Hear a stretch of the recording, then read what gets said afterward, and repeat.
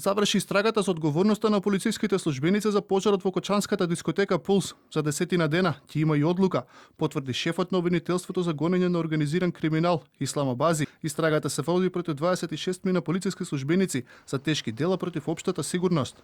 Се сослушани сите обвинети, се прибавени сите докази. Претходната недела се сослуша и последниот обвинет, се сослуша и сведоците и им се даде известување за завршена истрага. Ова е втора истрага поврзана со трагедијата во Пулс. Опфатени се 30 на полицајци, меѓу кои актуелни началници на СВР Штип и Овара Кочани. Според обвинителството, обезбедени се докази кои се однесуваат на целокупното постапување на полициските службеници.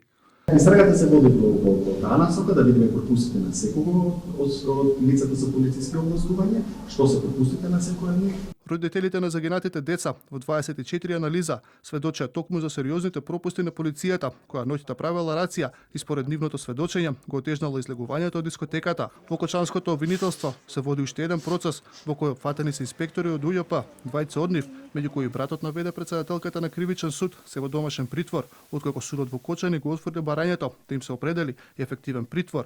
За останатите определени се мерки на претпазливост.